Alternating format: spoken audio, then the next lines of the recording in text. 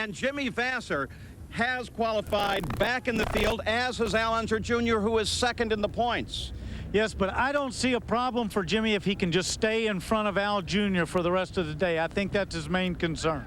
There's other information happening here. For example, the tire story right now. Remember, Firestone has been dominant through much of the season. Well, Goodyear finally has a tire that works. They've got a great tire, and one thing that's helping them out, it's sunny here, but it's cool, and that seems to benefit the Goodyear more than the Firestone. And then there is a little residue left over from the race at Road America. Take a look at the fines that were issued as a result of contact there. Paul Tracy and Andre Ribeiro both fined $40,000. They accepted $20,000 of it and said you'll have to pay the other $20,000 if you don't conduct yourself properly in the final races of the season. Zanardi was fined $20,000. Greg Moore under observation, as is Jill DeFerrin. Let's go down the grid now in that championship fight. Here's Gary Gerald.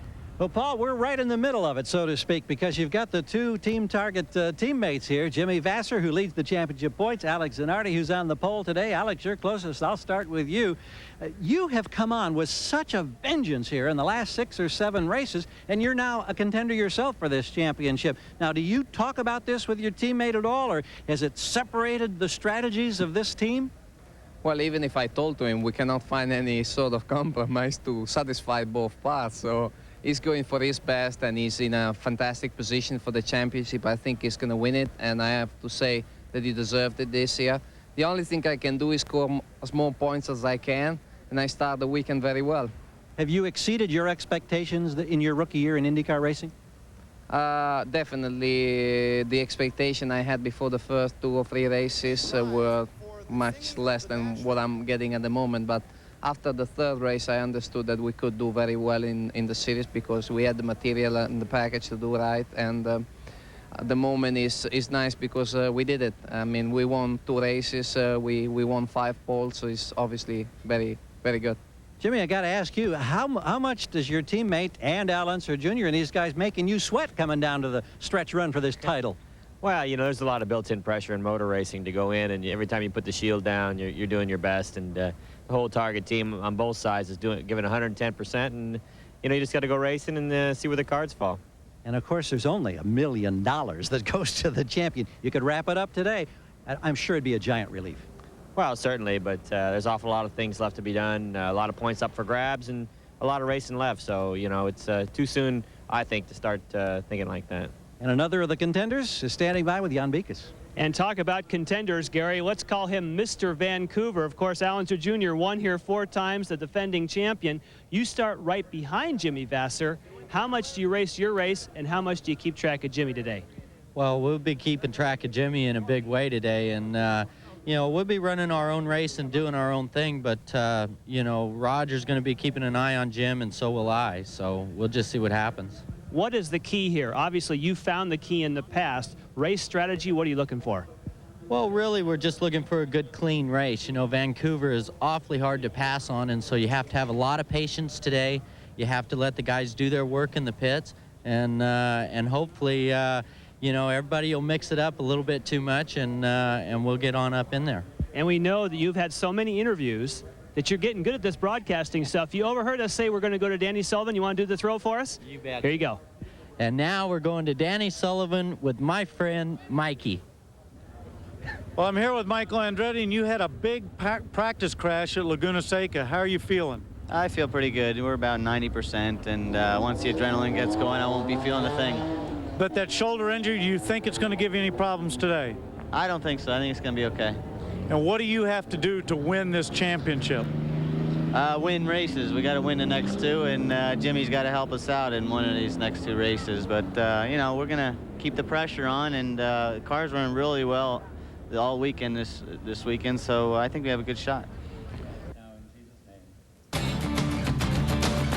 I think Al Unser Jr. probably better stay in the race car. Leave the announcing to the real pros. When we come back, Tracy, Moore, they're racing, but not Indy cars. Out on the Zambonis during the intermission of the Canada-Russia hockey game. They really didn't race, but they had a good time. The crowd loved it, and Canada loved it too because they won overall 4-3 against the Russians. Now, let's go down the pit road to Gary Gerald. Paul, here's Paul Tracy, who stands by getting ready to take a parade lap in front of this huge crowd in Vancouver. And I know when you're in your homeland and it kind of pump you up, you got to feel excited about all this, chance to go racing again. I really do. This is it's a great racetrack, great fan support. We're starting well. This is as high up as we've been for a while. So the Marlboro Penske car has been working great all weekend. We've had a good car throughout the weekend, so we're real optimistic of a good finish here. How's your neck feel? And I guess what I want to know specifically, is this track tougher on you physically after having the fractured vertebra than it was at Elkhart when you came back racing? Well, it really is. This place is a lot tougher than Elkhart. There's a lot of heavy braking, and it's quite bumpy, so it's my neck's been quite sore this weekend, but not enough to stop me from driving, and it's a lot tougher track than Elkhart in terms of how bumpy it is and rough. Now, I also got to ask about your pocketbook after the fine that was levied by IndyCar officials. How did you take all of that? What's your reaction to it? Well, my reaction is obviously I feel the decision was, for me that I didn't feel it was warranted for the price, but I feel in general it's the direction that CART needs to go. Now that they've set a precedent and they're ready to crack down on some of the driving, they need to be consistent with it. And when another situation arises, don't turn an eye to it and wait for that whole situation to come to a boiling point again. So now that they've made their move, they got to keep making their moves and be consistent with the calls. Thanks, Paul. Thank you. Jan? Well, Gary, we're with the whole second row today, which happens to be Team Rahal. Brian Herta and Bobby Rahal. And the boss was a little bit faster this time, Bobby. 7/100ths of a second, I believe. Now, any team strategy? Have you talked about this start? Not really. I mean, I know, Brian's and I will use common sense, and hopefully everybody else around us will. And it's just a matter of it's a long, hard race, and you never. This race in particular, the first few laps don't mean anything, in regards to the end. So just get through turn one, and we'll go from there. Now, is it a case, maybe I should turn to Brian here, where you need to protect your position so that someone doesn't see an opening that they might want to take? Can you guys kind of keep your section of the road occupied? Well, I hope so. I think it comes down to the common sense Bobby talked about. You don't want to give someone a big opening. I think, we'll both be looking. If there's an opening in front of us, of course, we're going to go for it. But, the key in the first couple laps here is to get through it. This is always a tough race to make it to the finish at. And so, we really want to keep all four wheels on the car in the beginning here. Okay, folks, there's the strategy from Team Rahal. They're getting ready for their parade lap. Why they do that, let's go to Danny Sullivan with Barry Green. Well, I'm here, as you say, Jan, with Barry Green, and you've got a new sponsor coming on board next year, but they've demanded a few things, like you have to have an American driver who's got some experience in Indy cars. What are you going to do? Well, Danny, we're very excited. We've got Cool coming into our program next year in IndyCar racing. Big sponsor, great sponsor. We're really excited about it. Yes, they've demanded that they would like an American driver with some IndyCar experience. There's a lot of drivers from overseas right now running around trying to get American passports, but we're looking for an American driver. We were talking to Robbie Gordon for a while. Robbie's decided to go off and do NASCAR, so we've got a little list that we're working through, and it's a lot of fun right now. Well, you've heard it from Barry. He's got a tough decision in front of him, and all these seats are pretty full. Paul? Well, we have a crystal clear day here in Vancouver. It should be a great race. A little bit later on, we'll talk to other drivers about where they're going next year. Vancouver, British Columbia, on the grid with the Indy cars, and indeed we're actually on the grid. The drivers have already begun their parade around the track to the cheers of the crowd, but that gives us a chance to kind of move around. This is Tim Bumps. Tim is the crew chief down here for Michael's car. What do you guys have to accomplish today? Get in front and just stay there?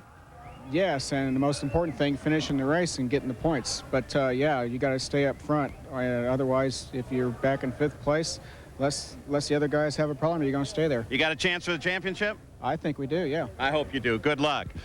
So Michael's car sits in position, but here's one of the keys over here. Of course, this is Zanardi, who has been so powerful in qualifying, not just this weekend, but throughout the season. 6 times they lowered the track record here. One of the geniuses that helps make that happen is this man here, Morris Nunn, who is the engineer on both of the cars.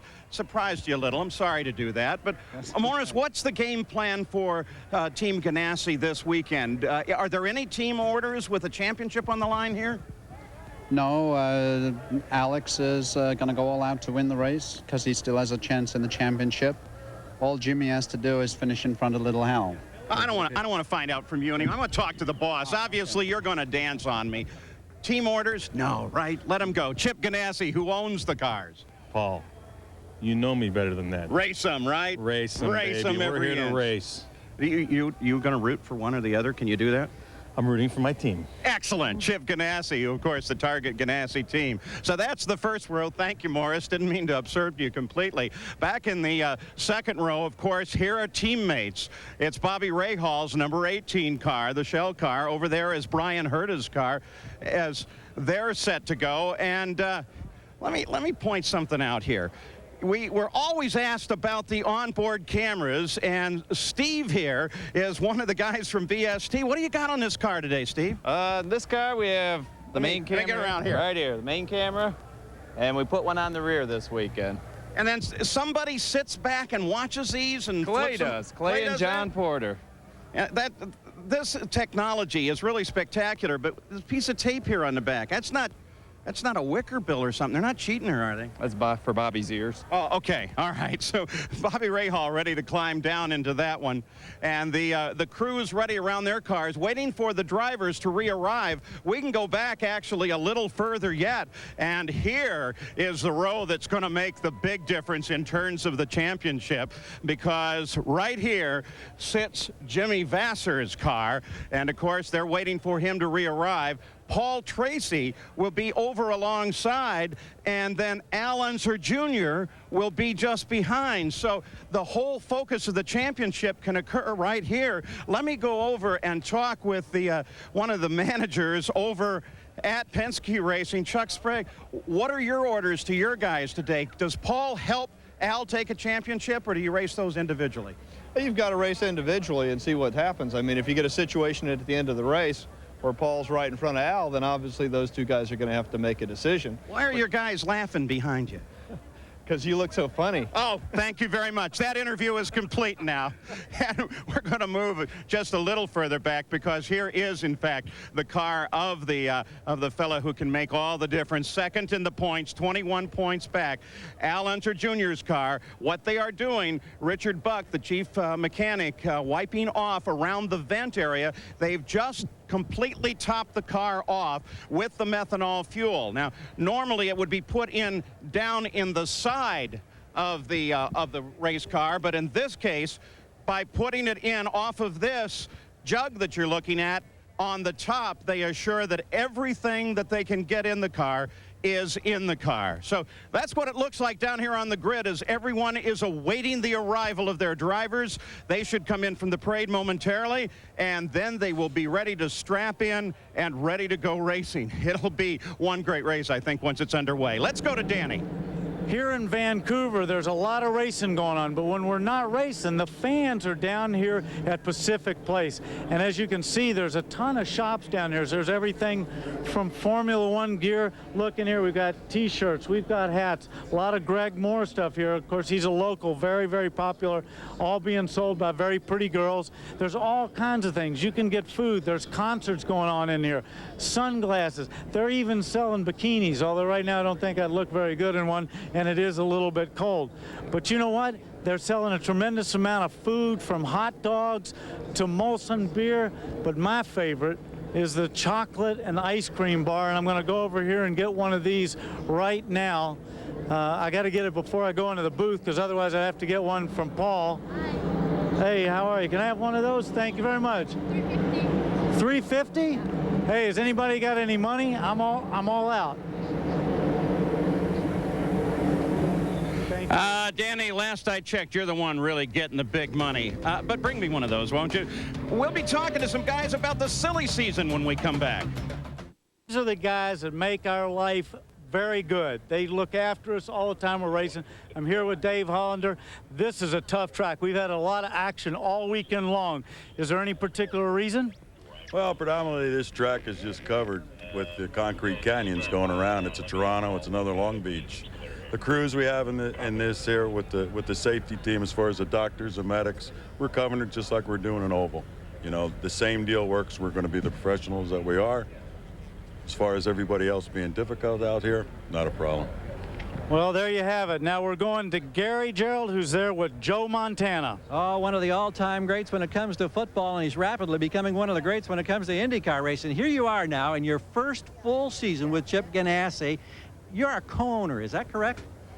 Well, yeah, somewhere along that line, but you know, this is something that Chip has done. You know, I've taken nothing away from Chip. I mean, he's put together a great team and made some changes that have gone very well for the team, and that's the way it is. He's the man behind the, if you want to say the wheel, but the big wheel, I should say. You're used to success in sports, and I've got to know, is coming in kind of on the ground floor in this business, are you surprised that you're riding such a wave of success and have an opportunity for this team to wrap up a championship today?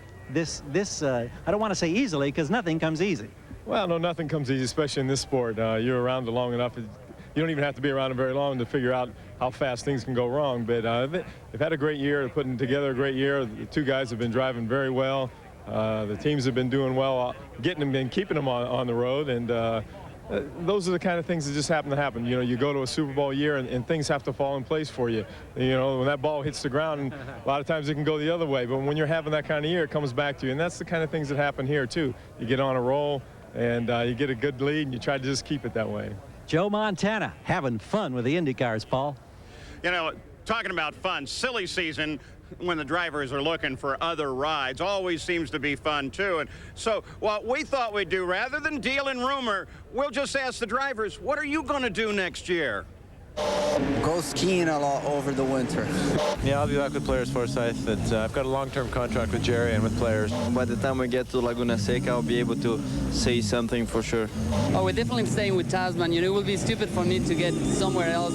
Well, my plans are to stay with Patrick Racing. I'm very happy over here. I am going to stay with them. I have one more year left on my 3-year contract with Carl, so I'll definitely be back with Newman Haas next year. So that's what some of the drivers say they're going to do, and I think you see there, Danny, and you were part of it, why we don't always have accurate facts, because you guys are always dancing.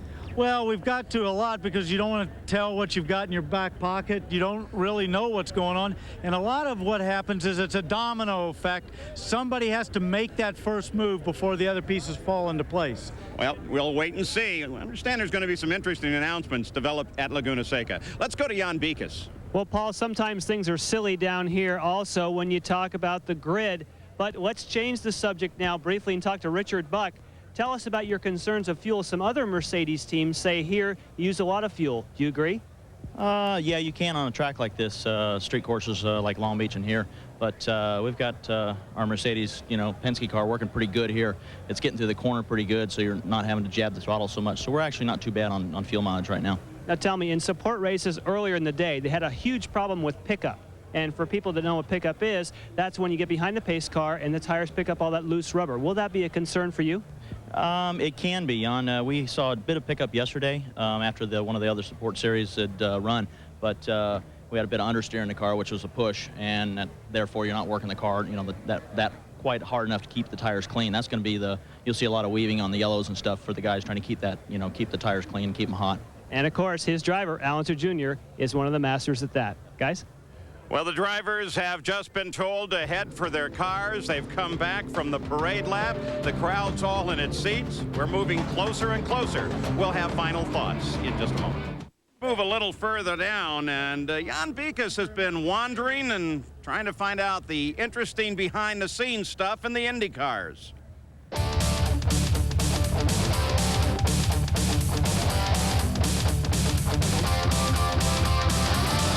Changing an engine on an IndyCar weekend is standard procedure. Why? Well, that's because these engines only last about 400 miles. The teams like to use one engine in practice and qualifying and then make sure they put a fresh one in for the race. Did you ever wonder what's entailed in changing the engine? Well, an engine in IndyCar is a stressed member. That means that everything on the back of the car is connected. So in order to get to it, you have to remove the whole back of the car, the gearbox, the suspension, to even get access to the power plant itself. Did you ever wonder how long it takes? Well, according to Team Rahal, and in particular Brian Hurta's crew, they say they can do it in an hour and a half with 5 or 6 mechanics. So confident are they say they'll challenge anybody on pit road. They can change engines faster, they feel, than anyone here in IndyCar competition. Now, for my pick for the weekend, Who else but Brian Herta? Why? Well, one thing I learned in my driving days is when you're here in the garage area, never talk about another driver. And of course, they're confident Brian is going to take it home here this weekend. Let's go to Gary Gerald.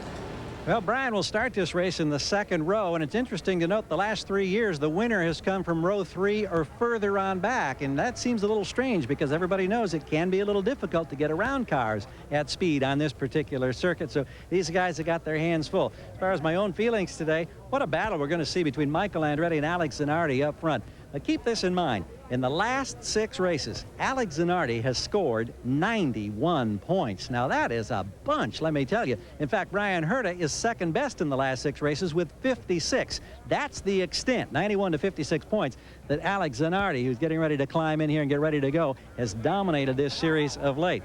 Here he is in the pole where he's won twice this year. I don't know. I can't go against him. I think he's going to be able to do it one more time. And he may be in this championship hunt before all is said and done next week at Laguna Seca. Paul? That'll sure make life a lot harder for Chip Ganassi, but I got to disagree with you a little bit. Even though he's never finished better than 15th here, I think Jimmy Vasser is going to be somebody to watch. You know, the extra adrenaline and extra draw of that championship, I would say he's a smart driver, calm driver. I think that he probably could probably come home with a win, certainly the championship. Well, every time I make a prediction, we have a big incident or something take somebody out. I've got to go with Michael Andretti. I think he's proved he can win here. He's up at the front and he's on a roll. All right, so if you want to see the Molson Indy, switch over to ESPN or here on the Deuce. It'll be Formula 3 South America Championship next. Vasser searches for an IndyCar championship. He can look back to 2 separate individual laps that made all the difference. On the last lap at Mid-Ohio, Al Unser Jr. seconded the championship, crashed and went pointless. Teammates Zanardi and Vasser finished 1-2. Could things get any worse for Unser? The answer came 1 week later. In total control of the race and only 2 turns from victory, an explosion devastated his engine and perhaps his championship hopes. Taking the win, Michael Andretti became a contender. But Jimmy Vasser is clearly in control, with the rest chasing. Can he clinch the crown today, or can he be caught?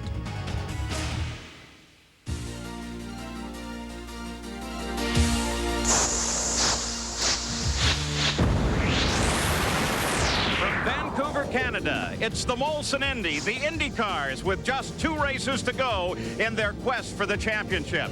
And that battle for the championship is very tight here today. As a matter of fact, Jimmy Vasser can clinch the championship, but there are 4 contenders right now. In so many scenarios, you can't review all of them, but we will track it throughout the day. But for Jimmy Vasser, Danny Sullivan, how does he have to drive it? He has to be very smart all day long. He's got Al Unser Jr. starting right behind him. His main focus should be staying in front of Al Jr. The track here can be somewhat unforgiving. There's tough spots around here to pass. You've got to be clean when you make those passes, no mistakes. And there are some guys who made a few mistakes a couple of weeks ago at Elkhart Lake, Wisconsin, and we'd like to review that for you. The situation began right at the very start of the race when Alex Zanardi made contact with Jill DeFerrin, and it put DeFerrin out of the race. They fined Zanardi $20,000. And then Andre Ribeiro got into Greg Moore, put Moore out of the race. A little bit later, Ribeiro was into the side of Blundell and took both Blundell and Gugelmin out of the race. As a result, Ribeiro fined $40,000, $20,000 of which suspended pending the outcome of the new races. And then Paul Tracy got into the side of Parker Johnstone and flipped him upside down. Now, Paul Tracy was fined $40,000. Again, they suspended $20,000 of that pending his conduct in the next 2 events. So those are the stories leading into today's race. Here's the grid. Alex Zanardi shattered the track record for his 5th pole of the year. Michael Andretti, a 2-time winner here in 91 and 92, starts alongside. In row 2, it's Bobby Rahal, who scored a 2nd place at Elkhart, his best finish of the season, and his teammate, Brian Herta, on the outside. In row 3, Jimmy Vasser, the points leader, who has finished every race this season, and Paul Tracy. In row 4, Al Unser Jr., his last win came here 1 year ago for the 4-time Vancouver winner, and Andre Ribeiro. In row 5, Mauricio Gugelmin and Jill DeFerrin, who finished 2nd in his first start here last year. In row 6, Adrian Fernandez and Scott Pruitt. In the 7th row, Greg Moore and Christian Fittipaldi. Row 8, Robbie Gordon, the second-place finisher here 2 years ago, and Raul Boisel. In row 9, Mark Blundell and Parker Johnstone. Row 10, Jan Magnussen and Juan Fangio. In row 11, Stefan Johansson, who scored 6 points, 6 in the last 7 races, and Davy Jones. In row 12, Scott Goodyear and Michel Jourdain Jr., 4th IndyCar start of the season. Row 13, P.J. Jones and Roberto Moreno, and Hero will start alone all the way in the back. So today, this race, closing down to the end of the season, 100 laps, 170.3 miles. Al Unser Jr. holds the race record here, and the pit stops are expected at lap 22 to 35. But pit strategy here can be more than a little fascinating, and for the teams, more than a little nerve-wracking. Here's the track, Danny. Well, as you can see, there's 4 spots to pass, but 3 of them are danger zones. They're really tricky. The way you got to come into them, it's narrow, they're slippery, and everybody's going in there as hard as they can. You've got to make a very clean pass to get by there. This week, they had a test session for all of the Indy cars at Laguna Seca. Michael Andretti got into the wall hard. You can see his teammate Christian Fittipaldi came up alongside. Danny, you've talked to him, and he's obviously somewhat okay. He's here racing, but how much pain is he in? Well, he says that he's pretty good. He's about 90%. But what's going to really happen there, Paul, is if the adrenaline's flowing, if he's racing somebody, he's not going to feel anything. He's going to be focusing on that race. And I think the races we've seen here, he's going to be pretty busy all day long. So I do not believe it's going to be a factor. He had a nice smile on his face before he climbed into the car, though, so it looks like he was ready not only to run well here, but of course he can be a factor in this championship. And if he wins the next 2 races, he very definitely could come away as the champion. So much on the line here today. This is perhaps the key race of the year, certainly is to this point, with Jimmy Vasser having an opportunity to take his very first championship. You can see it's a crystal clear day here in Vancouver. Field strung out just a little bit as they come there, and it will take a bit for them to tighten up in the back of the field. We'll see if they give them a green flag as they make the turn onto the pit straight and head for the start-finish line. Michael Andretti on the outside, Alex Zanardi on the inside. They've got him aligned. We go green, we're racing. Zanardi jumps right off at the start. Rest of the field through safely. Michael into second, then Ray Hall, then Herta. Boy, look at Tracy back in there. Anybody wondering about what condition Tracy's in? This is the hairpin. Very tough place. It is, but everybody got through there clean. I think everybody realizes the importance of not knocking a wing off or doing anything, any damage, flat spot in the tire. Look at them all bunched up. They decided to wait, I guess, through that first corner before they're going to make an attempt. Well, remember last year they didn't wait, and in that first corner they ended up with a red flag, so we're past that possibility now. Nobody was hurt last year, but stopped the race for about 45 minutes and slowed everything down. Michael swings way wide in his pursuit. You're looking back from Jimmy Vasser's car at Al Unser Jr. And of course, Vasser started just ahead of Al Unser Jr., and it is the fight between first and second in the championship. Well, Al's going to pick his point. Of course, he's got to go in there. It doesn't do him any good to make a pass on Vasser and take himself or Vasser out. He's got to make a good, clean pass. He needs to score points. Look how close little Al comes to the wall as he comes off. Now cycles just a bit outside, looking for racing room. That's another passing zone right there. He's going to take a look up the inside to let him know he's there. Alex Zanardi unchallenged by Michael at the moment. Oh, you saw him slide it yeah. a little bit. Now remember, those Firestones, they go off a little bit. They've got a little softer tire. They've got more grip. But if you slide it around and you start blistering a tire, he's going to pay the price before that pit stop comes. Well, as we watch this battle at the front of the field, which is also a tire battle, Firestone's on the Zanardi car, Goodyear's on Michael Andretti's car. Goodyear has really taken a step forward in terms of their tire, and they seem to be getting close to equal. That's right. Look at that shot. You can see the angle of the car come through there, and everybody's sliding. Notice Zanardi's not getting away from Michael or Ray Hall. Bobby's been on a tear a little bit of late. He hasn't won one, but he finished right behind Michael at Elkhart Lake. Michael Andretti is sitting now right behind the leader. Bobby Rahal is there too. Jan Vikas? Yes, I can add to what you've been talking about with tires, Paul. All of the Firestone runners are starting on their primary compound, which was the tires they ran in Detroit. Goodyear has brought new front construction tires here that allow the cars to turn better into the corners and handle better mid-corner. Everyone is on Goodyear's primary tire except for Paul Tracy. He's on the softer ones, and Davy Jones. Maybe that's why Paul Tracy made a move early. Report of contract between Gugelman and Fernandez. Apparently both have continued on. We'll track that for you. You're on board, of course, with Bobby Rahal. New livery colors that they debuted last week, and they decided to go beyond the anniversary and actually keep them on the car. He is third place. That's the battle for the lead just ahead of him. In fact, first, second, and third are very close together. And Bobby's playing a smart game here. He's going to sit right behind them, stay as close as he can. His car's obviously working well, and he's going to sit there and hope for those two guys to make a mistake.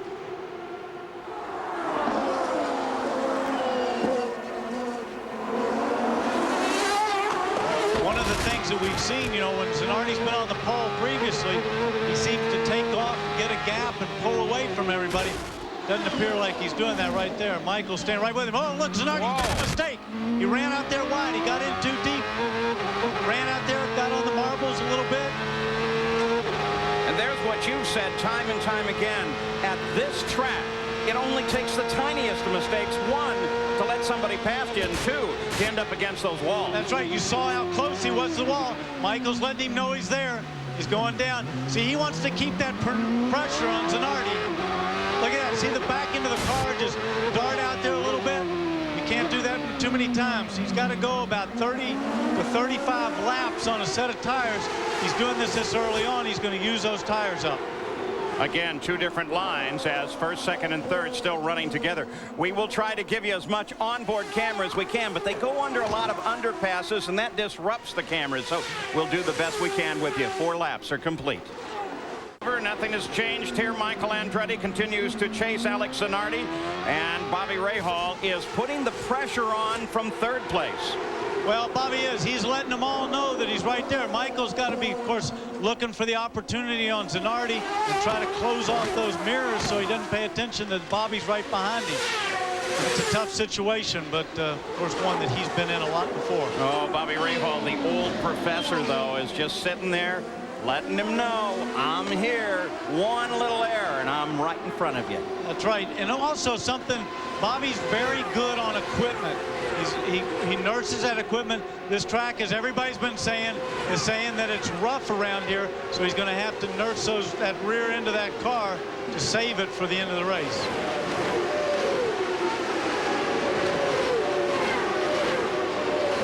At the Molson Indy Vancouver, watching now. 4th, 5th, and 6th. Nothing's changed in the order. Dropping back, taking a look at this battle that's tightening up. Herta, Vassar, and Al Unser Jr. And, of course, between Vassar and Al Unser Jr., we're talking the first 2 cars in the championship. Leader already closing down on Harrow. Boy, this could be a factor right here. But you still have to be now. Hero sees him, lets first and second by. Bobby's going to get in underneath him. So first, second, and third passed. Jan Vikas? Well, Danny was talking about how good Bobby Rahal is on the equipment, and that's what he feels will be his ace in the hole today. He says, I have the experience. I know what it takes here. I'm going to take it easy, but I think you guys also hit it right on the head. And that is that Bobby Rahal wants to stay close enough to where he can pressure both Michael Andretti and Alex Zanardi into making a mistake. Bobby Rahal says the key here is don't run into anything. Take care of your car, and like Danny said, he's got a lot of experience doing just that. First, second, and third have pulled away from the rest of the field. Brian Herta, of course, is the 4th place car, and he sits back some. Under the BC place, the overpass here, one of the areas that the onboard cameras can't shoot the signal out of, but a fascinating track here, very tight.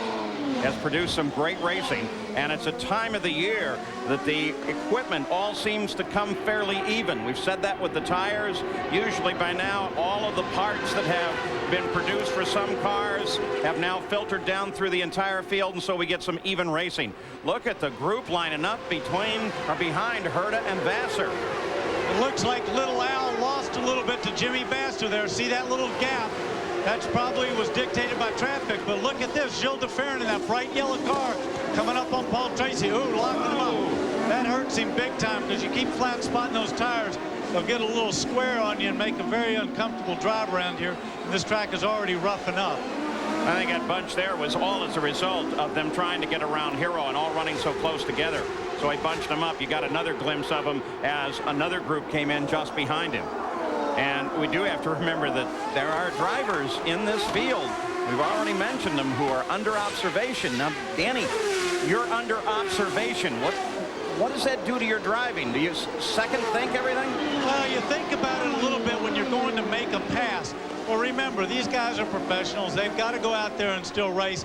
And everybody at this stage has a little bit of different agenda than the other guys. Some guys are battling for points, some for positions in the championship. Some guys have no championship or no chance. They just want an outright win. They don't care. And some guys are looking for drives, so they're looking to impress some of those team owners who are shopping. Look at this view from Robbie Gordon's. It's actually on the little winglet, what they call the flugelette that's down on those cars. Look how close that comes to the wall. Watch this. Whoa. Coming off. Watch here. Watch here. Whoa. Now watch here. Whoa. That is close. I do have a report that Stefan Johansson brushed the wall, but apparently has continued on there. Also, the course workers have been asked to take a look at Roberto Moreno. Someone apparently said they thought they saw a flame there, and so they're checking to make sure that there's not a problem with that car. Well, now they're saying Roberto Moreno will have to come in and answer a black flag. So apparently they've seen something that they want to make sure is safe. See now, Sir Jr. right there just went out of your screen. He's moved back up. He's right behind Jimmy Vasser again. Right behind him, his teammate Paul Tracy. There he is. And DeFerrin working him hard. Don't forget, as was reported earlier, is that Paul Tracy is on the softer Goodyears. So he has to make as much as he can at the beginning because they're going to go off a little bit.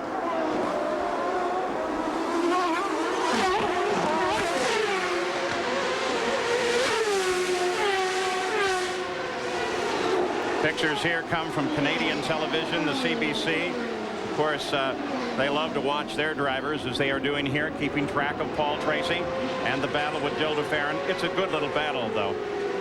And there you look from the top of turn one and get a good idea of where the cars are placed and also see how the pits are situated here. Jan? Paul, you mentioned that Stefan Johansson brushed the wall. The team concurs that he did brush the wall, but they said there is no damage to the car. And in fact, he's running faster laps than he did earlier. So everything's okay with Tony Bettenhausen and Stefan Johansson. Gary, you've got more? Pulled the side cowling on the left side of Roberto Moreno's car off as he came in. There indeed was fire, apparently a leak of some kind around some of the plumbing. Don't know if it was oil or just what. They quickly extinguished it. Roberto continues to sit in the cockpit and wait and see if he'll get a chance to get back out or whether or not his afternoon is complete.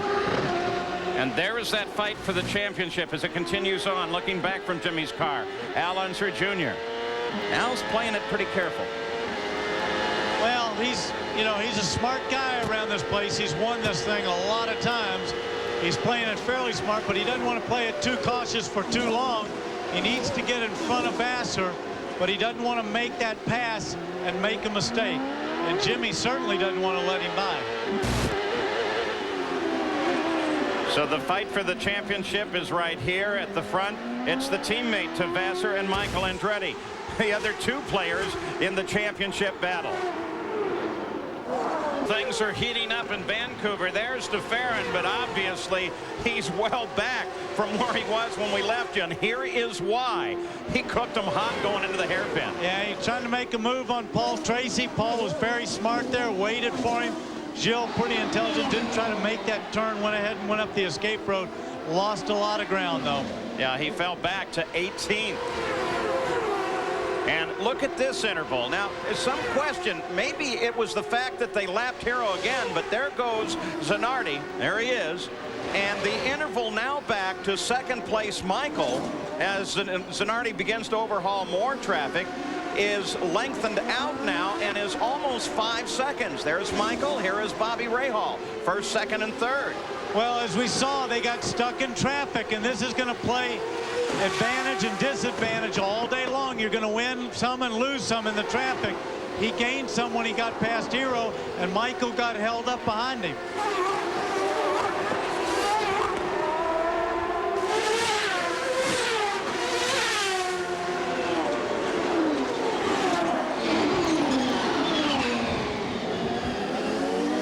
Zanardi, the leader, chased by Michael, Bobby Rahal, Herta, Vassar, Unser Jr. Nothing changes up there in the order, though some of the interval has changed.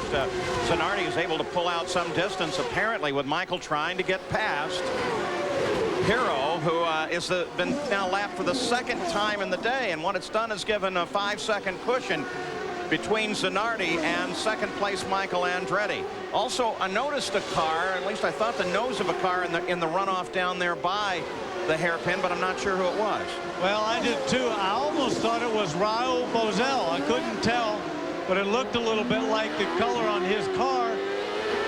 But don't forget, we also saw Zanardi now behind some other cars that he was coming to lap.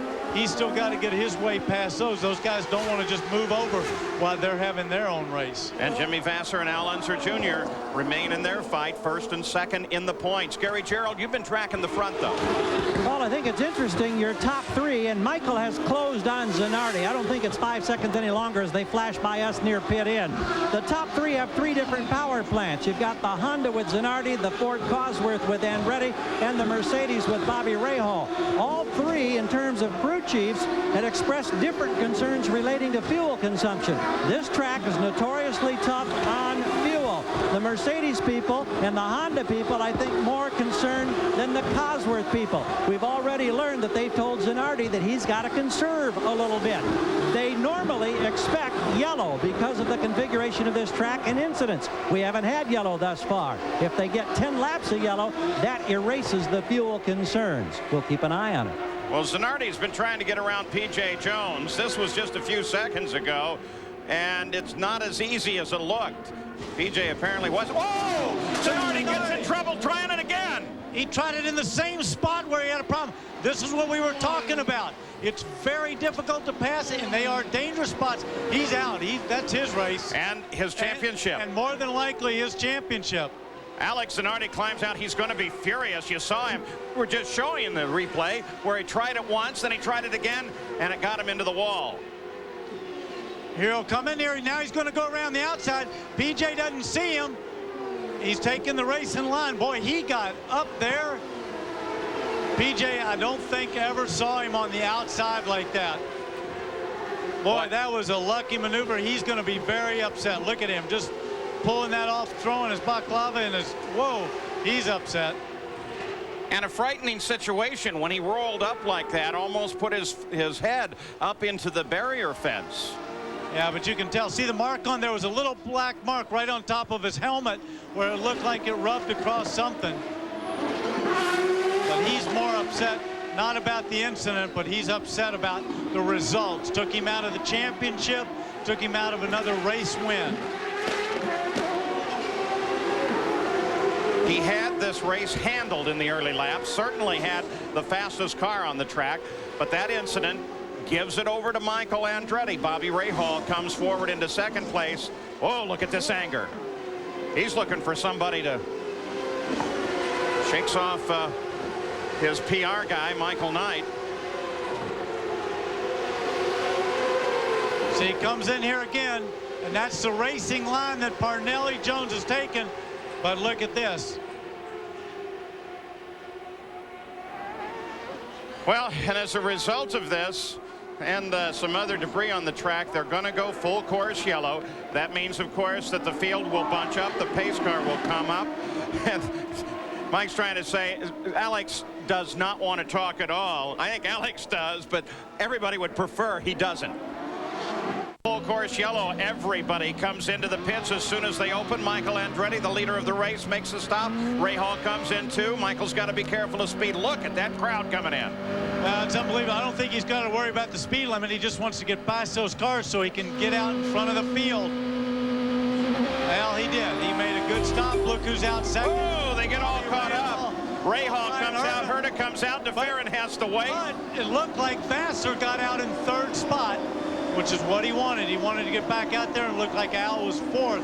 I don't know if that's the way they actually made it onto the track, but that's what it appeared. Once again, on a road course, as we said so many times, Danny, the crew can do often things that you can't on the racetrack by getting you forward with a fast stop. Well, let me give you a perfect example. Let's say you go in there and make a pit stop, and you get it done in 13 seconds, and the other guy does it in 15 seconds. That's 2 seconds. Do you know how much ground you have to make up to make 2 seconds on a guy that you're racing against? That's a huge amount. The shattered car of Zanardi was looking for Rookie of the Year points as well as championship points. Here it is again.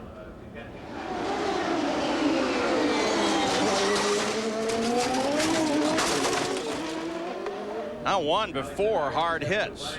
Boy, that was a big accident, but as I said, I think his adrenaline and his anger is going so strong right now. I don't even think he's thinking about the accident. He just realized that from that move, how much he lost. And how smart is P.J. Jones staying out? Very safe place. He didn't pit. He's out behind the pace car. Well, that's true, but as big he's coming in. But as angry as Zanardi is, have you seen P.J. Jones? It looks like he could play linebacker, you know, for USC. He's a big fella. I don't think I'd want to take him on, no matter how angry I was. Italian temper and a strapping American youth. Jan Beekes? Well, there was a pretty interesting action here during the pit process, and that's because Gilles DeFerrin came in when the pits were closed. So the Jim Hall team very carefully remembered that you do not get penalized if you don't do any service. So they waved Gilles DeFerrin on. But here's caused the problem. Michael Andretti came in first, down on the pits, the very pit in. Bobby Rahal came here on pit out. The problem is they're all receiving service. Bobby Rahal does a quick stop, but in the middle of that, Gilles DeFerrin now comes in because he was that much farther behind the leader. So poor Gilles DeFerrin is trying to come into the pits while everybody else is trying to burn out and pick up positions. And boy, it got close here at pit out. Now at pit in, or at least that direction, let's go to Gary Gerald. Actually, we've gone back into the paddock area. This is the transporter for Ganassi Racing. Chip Ganassi has just come out. Alex Zanardi is secreted back in there, and I think Chip is going to be the spokesman for this crew. They are talking and doing different interviews of the internationals. The Canadian broadcast crew has them right now, and I don't know if we can get a signal from behind this transporter or not, but we'll be sure and try to get a word from Chip Ganassi as well. But he was very angry when he came back to try to console his driver, who's been, as we told you, on such a tremendous tear in the last 6 events. Started from the pole position. The rookie driver set this thing on fire, and he's had that incident. And I have never seen any kind of emotion like that out of Alex Zanardi since he's joined the IndyCar ranks. Not anything close. Well, I think we're going to go green, so we get a word with Ganassi, we will. And we do go green, Gary. Take a look. Look at that, Alan. Junior jumps him coming in. He got him on the restart in a place you wouldn't think to pass. He really came out and pulled a whole shot out of that hairpin. Is that pacing on a road course? Al just getting it exactly right coming off the corner? He got it exactly right, and he had the temperature in his tires. Looked like Jimmy was a little too cautious there. Oh, puff of smoke from Al Unser Jr. right there.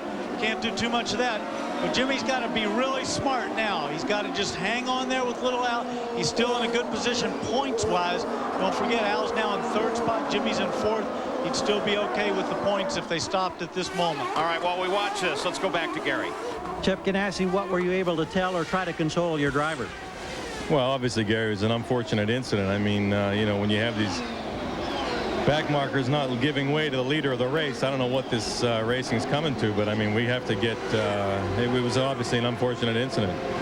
Does this detract at all now from the business of trying to clinch a championship with your other driver, Jimmy Vassar? No connection.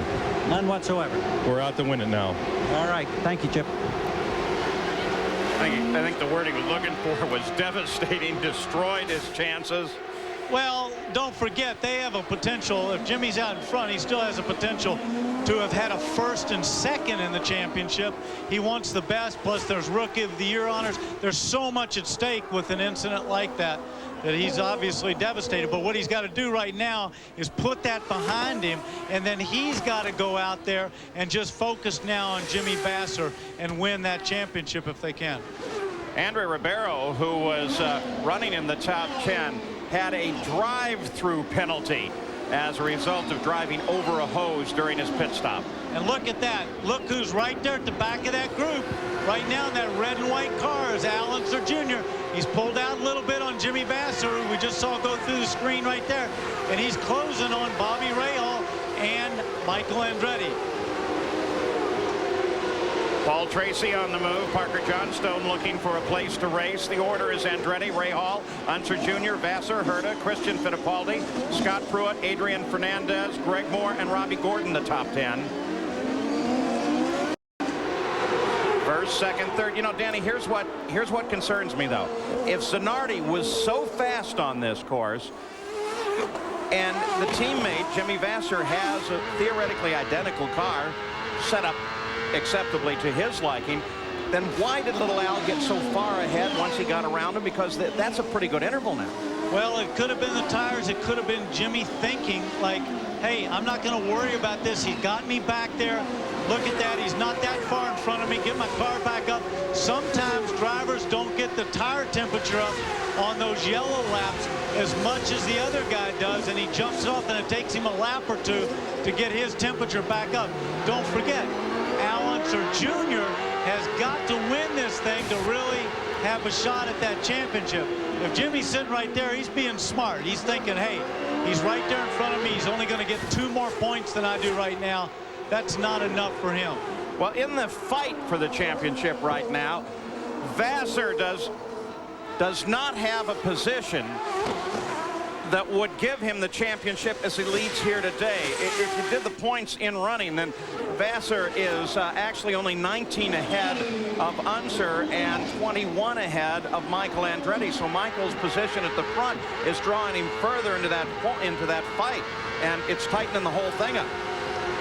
I agree with you there, but if he can come away with a 3rd or a 4th place, and those guys are only 3rd and 1st, they don't gain as many points, obviously, as if one of them was to win it and he doesn't finish the race. He's got to be smart. He's got to finish this race. And in the position he's in right now, I'd take it, because then it puts the pressure on them for Laguna Seca that they have to win the race just to win the championship.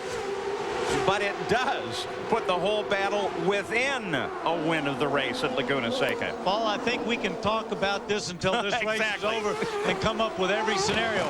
But as we saw, all it takes is one quick little action by a situation that happened to Zanardi, and the whole thing goes out the window anyway. Well, we've got both Grant Leonard and Russ Thompson up here in the booth calculating all that, and the pencils are flying with both of them trying to run all of the scenarios within the championship. Michael Andretti has picked up the lead on the crash with Alex Zanardi. Back at the Molson Indy, except the leaders once again have to deal with Hero. They do so. Michael gets by, Rahal gets by. But what of that Italian last seen as a very, very hot-tempered? Well, maybe he's calmed down a little, has he, Gary? He's changed clothes. He's come out. Alex Zanardi, have you ever been as angry in your racing career? And tell us why and what happened. No, I've never been that angry, because we work hard. We deserve that race. We had a lot of bad luck on Friday. And here I am talking to you. What happened now? Was there an earlier incident where you almost made contact? Was it the same car in a lapping process? No, I didn't have any close contact with anybody, because I was trying just to be careful. I knew my car was performing so well that I could pull away again. I lost more than 2 seconds just in one lap behind PJ, and then almost other 2 seconds the following lap. I tried to pass him a couple of times. Didn't work. Then that particular lap, I knew he was not going to let me go, so I brake even earlier. And it just stopped in the middle of the circuit. And even God wouldn't have had able to avoid the accident. You're both rookie drivers in this series. Will you go talk to him when this race is over? Wouldn't make any difference. I think it's not up to me to take a position or to do any kind of action. I'm a driver. I'll do my job as best as I can. I hope to be back in Laguna and do a good job there. Thank you. You're welcome. Well, his definition of close and mine are apparently a little bit different, too. I thought he was close about 7 times before he got there. Did you see that maneuver with Robbie Gordon and Magnuson in the group?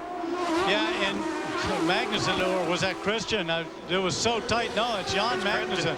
Look at that, locked in, get it, stern, stop, and look who benefits from it all. Paul Tracy slips right underneath him in that red and white car. Magnuson started 19th, is now 11th. Golly, that was Hero's car in the middle of that again, too.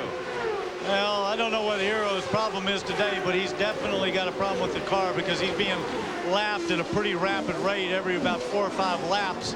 They seem to be on him again, and I don't think there's some smoke what's the matter with Greg Moore? Oh, and you know, this is critical because he was in that championship battle for the Rookie of the Year honors with Alex Zanardi, and if we get these big puffs of smoke, yeah, he's got a big problem there. Officials will display the black flag, advising him to come in. Again, a crowd down at the hairpin. Greg Moore will have to come in. Grew up in the suburbs here of Vancouver. Growing up for the 21-year-old was not so long ago. Ribeiro, Johnstone. Oh, he stopped there. Now, did he get him? No, he didn't get him. Oh, but look at, but then what did he stop for? And then Parker stops. Well, maybe they were just being polite to one another. Both of them had some incidents at Elkhart Lake, and of course Andre's under that fairly heavy fine. Adrian Fernandez with Moore behind him, but has Moore cleaned up now? No, he's not at all. Which means that he has gone past the black flag once. So next time he will be able to come in. He's allowed 3 laps to respond to it, but he would have just seen it on that pass down the pit on that lap. And what happens too is sometimes if they think they know what the problem is, they'll go a lap or 2 to give the crews time to get prepared for that, so they can get their tools or get whatever they think they might have to change. Well, my question now, as it becomes more prominent, is whether or not he'll make it there. Looks like he will, though. He certainly doesn't look like he's slowing down any. He's going to go another lap. He's missed the entrance. And black flag comes out again to him. There you see it, Jan. Well, the reason is because there's a little bit of confusion here in the Players Foresight team, and that is that at first they called him in to acknowledge the black flag, but then I was standing right next to the crew and they said, don't come in, stay out, stay out. That's because the data acquisition people were trying to get the final read on the car before they brought him in. They saw nothing wrong on their screen, but now IndyCar is going to force them to bring Greg Moore here onto pit road. Well, let's see now. I'll take what the computer tells me as opposed to a plume of smoke at the back of the car. Well, it just still gives him time to get ready, but don't forget they'll come to a point, as you said, where they'll just stop scoring him. If he wants to stay out at his own risk, that's his deal, but they just stop scoring him. But he'll be in. They just want to get ready for him. And as you said, yeah, here he comes. Here he comes. Yep. He's right up the pit lane now. And as you suggested, it gives them more time to be prepped, and they're looking at the telemetry to see if they can find out what the issue is there. Because if they can change something, they want to spend the least amount of time as possible. Here he is, Jan. Well, the first thing they're going to do is just do a standard pit stop. You can see they're putting fuel in the car. Now they're shutting him down. Yeah, that's right, Paul. The IndyCar officials have said, no way. We're not letting you back out. So now Greg Moore will shut down the power plant, and they'll have to look to see what the trouble is here at the back of the car. I saw that towel come over the back. Does that mean they're throwing in the towel? We're all reaching today. Well, Greg Moore, local favorite here, his home track, falls out of the run. Michael Andretti continues to lead, and the top of the order does not change. And sits down at the hairpin backwards. He was racing with Robbie Gordon, battling for 10th. Gordon and he got together. Gordon was able to continue on, but it looks like Magnuson may not have any power. Here's how it happened, Danny. Well, here he comes, and Robbie comes in there all locked up. Look at that car's moving all around. Yancey, no, he doesn't see him. Boom, taps him around. He never even saw him. Robbie couldn't do anything. Where's Robbie going to go? He's going to shoot up the old escape road, I think, and go back around, but that... Yeah, you can go right around that barrier and come out on the other side. Yeah, it takes a little bit. You got to go through some stuff, but it's they want to get Yan out of the way there. Here's an onboard from Robbie. Comes in. Look, the smoke coming off that right front. Totally. He's already locked up, moving the wheels. Oh, he didn't want to hit him. If he goes straight, he can go on around. See, he's frustrated. Not with Jan, he's frustrated with himself. He knew he made a mistake there. A subtle little gesture, the lift of that hand. That's a meek, I'm sorry. Yeah. And they were in a good fight. There he comes by. Yellow flag, of course, flies only in that area. Doesn't call a need for a full course. Al Unser Jr. is closing, and the interval seems to be separating between little Al and Vassar. Now, we've had so much discussion about what this ought to be titled, but what it is here's the points at the moment, okay? Al Unser Jr. chasing Vassar, 148, 129. Michael Andretti at 127. Zanardi, well, Zanardi's not going to be part of it because that's going to be the number, and it's over there. Christian Fittipaldi, of course, by not scoring the pole yesterday, he really didn't have a shot at it, but that took him out of the points fight as well. And it's a 19-point difference right now, and you need at least 23, or Vassar would need at least 23 to leave here with the championship. Yeah, but let me tell you something. But no cigar. I tell you what, I wouldn't sleep as comfortable as I'd like to, but I'd sure like to go to the last race with a 19-point advantage. And they came away from that test with a pretty successful test out there. That puts more pressure on Al Unser Jr. and Michael than it does on Jimmy Vassar. Jourdain just ahead of Michael. Al continues to close. Whether Jourdain to run off the course? Must have. CBC's looking for him. Yep, Jourdain ran off. You got just a very quick glimpse of him there. But look at this. This is the battle for first, second, and third. And look who's right there. That's Jimmy Vassar in fourth. He's in the catchbird seat a little bit. He can sit there and watch him, wants him to battle a little bit. And I think he probably wouldn't mind seeing him getting into a very heated battle so he could close up on that gap a little bit. Or better yet, just use up the race cars of first, second, and third. Jan Beekes, Greg Moore today not very happy. Yeah, that's true, Paul. He's now out of the car. Greg, at first we thought it might be engine related. Looks like it's near the gearbox. Yeah, I guess the output flange that connects the drive shaft to the transmission broke, and it's just our bad string of bad luck is keep going. And you know, hopefully it's done now. It's disappointing though here in Vancouver. We want to do well at home. The whole players team was excited. We were just doing our job and just driving around, picked off a couple guys in the pits, and we were just biding our time. Tell us about track conditions. Before the race, there was a lot of concern about pickup. Is it bad offline right now, or is it still pretty good? I think it's pretty good the way it is. I mean, it's the big issue right now is braking, because a lot of people are flat spotting the inside front tire under braking, and I think that could be the outcome of the race. Well, Greg Moore, unfortunately, now is just going to be a spectator here on the day named in his honor, Paul. And the crowd was very responsive to about everything Greg did on the racetrack this weekend, really cheering him on. Great crowd here today. This race, which has a record crowd this weekend, always is the largest sporting event in Canada. In fact, the basketball stadium, the football stadium, both adjacent here, the GM place and BC place. If you filled them both on the same day, you still wouldn't match this crowd. No, they get a great draw here. I'd sure like to have the Molson concession at this place. Now the official's going to restart Magnuson and get him going again. It's taken a while, though, and obviously he's fallen well behind. Brian Herta. Let's go Stefan Johansson. As they do get Magnuson started. That breakup again as the bridge is overhead, because the signal for the onboard camera fires from the car up to a helicopter hovering overhead and then down to be communicated by satellite out globally now. ESPN reaching so many parts of the globe. So Johansson now has to set up and chase Gordon.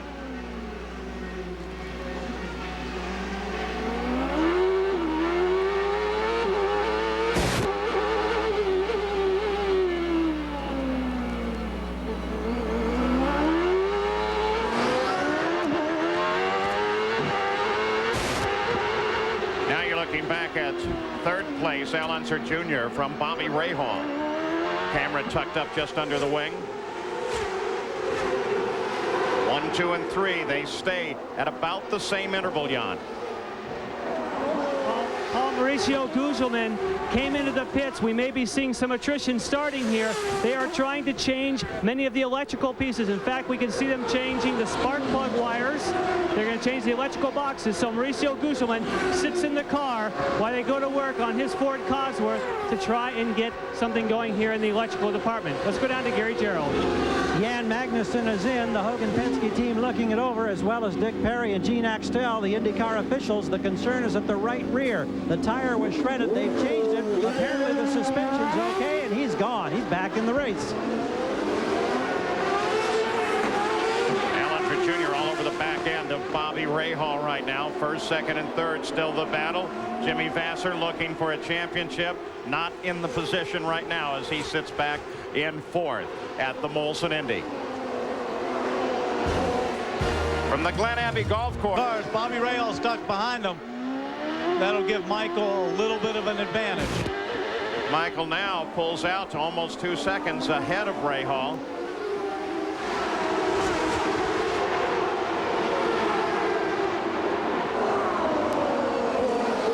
Davy Jones, of course, Delco car in the midst of all that.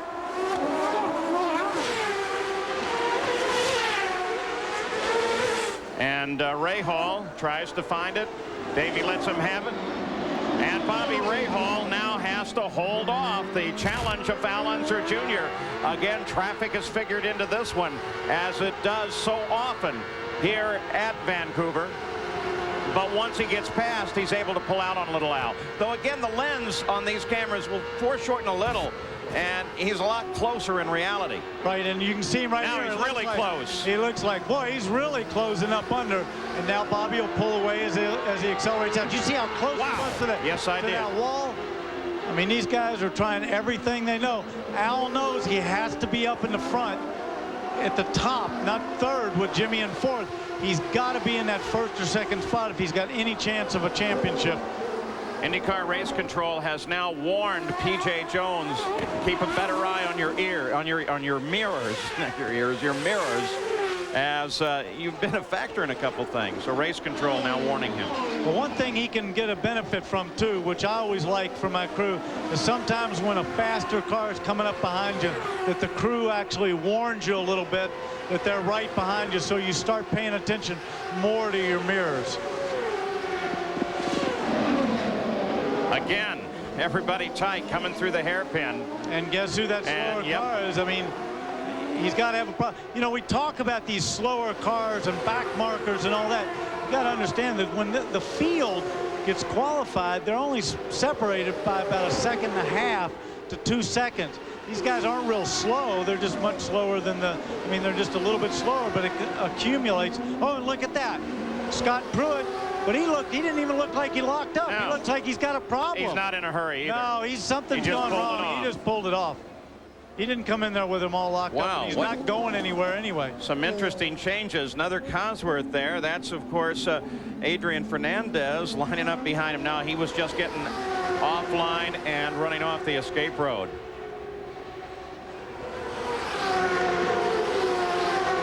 Some interesting off. Ribeiro in the hairpin. Dangerous spot. Yeah. Look, his left front wheel is all askew there. So he's hit something. He's either hit somebody or the wall. He can't move. There come the leaders.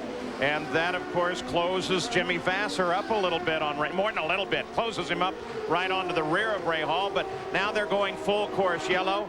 The pits are open, so they can stop. And the pace car will come out. And the field will bunch up once again. As if we needed something any tighter than we already have. It's still Michael at the top, followed by Bobby, Little Al, and the points leader, Jimmy Vasser. Michael comes in, Gary. He is at the very first available pit box. What I'm wondering already is if this would be enough to go the distance. I don't think so. It's a great stop. About 12.5 seconds on my clock. Jan?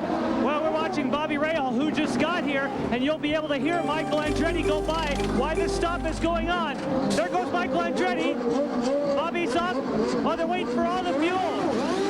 Well, Well, that answers your question. They would not wait for all the fuel if they thought they were going to make another stop. So Bobby Rahal did not pick up a position, but he did get all the fuel. But I think he may have lost a position to Little Al. I think Little Al maybe got out of the pits in front of him. We're going to see right here. Magnuson with a fire. Magnuson's got a fire. Whoa. Big Look fire. at that. That's a big fire. Oil fire on the car. Yeah. Probably a pop He'll pull or off something. right there. He just pulled off right there. I can smell it burning up here in the booth. Look at that, a dual, man. He's got some horsepower. And Al Unser Jr. is going to pull in there where the safety crews are. That was pretty small, smart spot. He'll jump out of the car. Safety crews are right there. See the smoke coming up. And Magnuson climbs out of the car. So he's all right.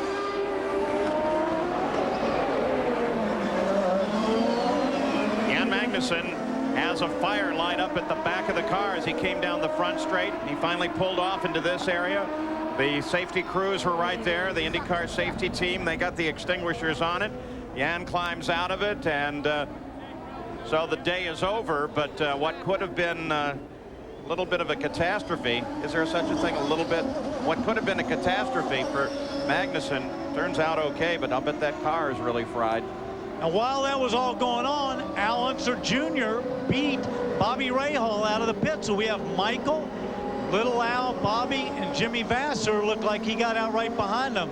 So this is shaping up to be awful exciting. Now Jimmy Vasser's got to worry a little bit more, because those two guys are the two guys chasing him the hardest at the moment, because his teammate Zanardi's out, and they're one car away from him being right behind him. This, of course, is the reason for the full course yellow. Ribeiro with damage to the left front in the hairpin, so they bring out the pace car.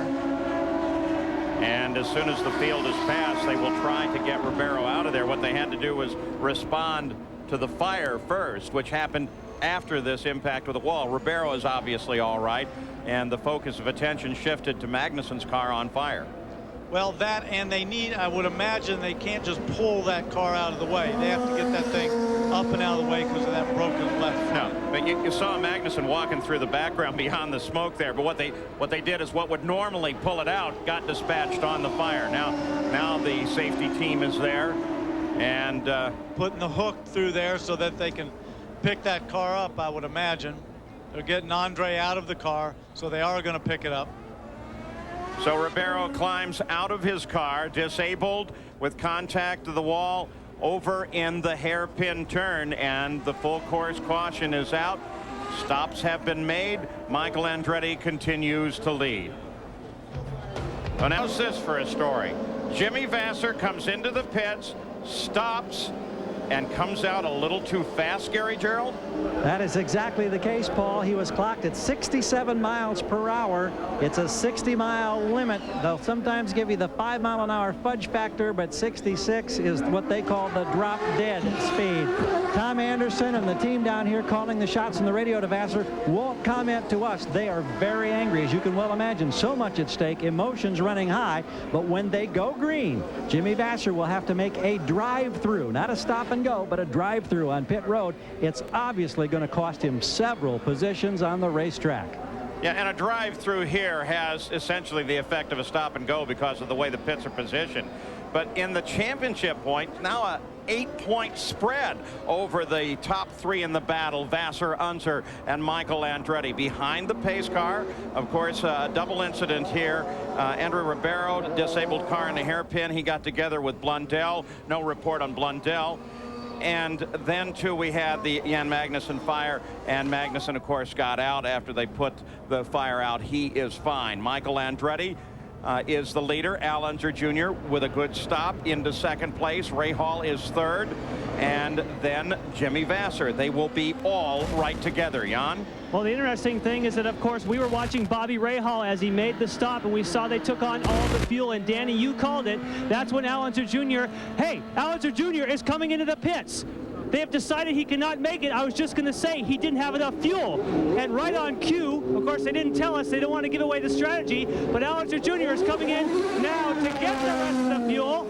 Oh, boy. He moved up to second spot. But boy, you know, it wasn't much fuel. Oh, but this is a but I think this is a strategy. He's back out. He'll go around there. Everybody will have to stop. he'll be able to go get back into the lead, okay, and then make a quick splash and go. Well, let's watch him here. With the rules, can he come back into race order? He can come back into race order. Interesting. Now, the interesting thing, guys, is that I think that Bobby Rahal has all of his fuel also. So he may be another person that can go all the way. There was no other reason for them to hold Rahal in until they saw all the fuel go into the tank. Well, I may agree with you on that, Jan, but I got to tell you, there's a lot of laps left, and I'm not so sure they can go that many laps. There's 41 still to go. Now, maybe what Little Al's doing is taking a chance there'll be another yellow. Whatever the case is, he can come in and make a splash.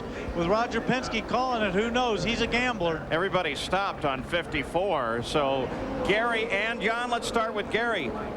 Who can go to the distance? Everybody?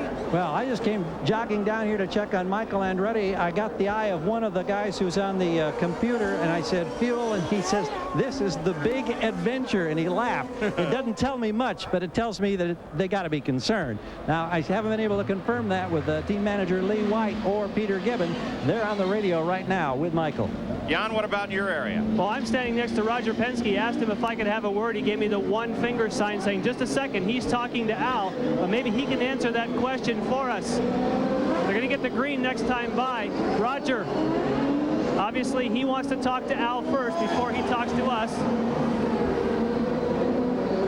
Yeah, it's at the point of the track where he can get direct communications with Little Al as they come by on the pit straight.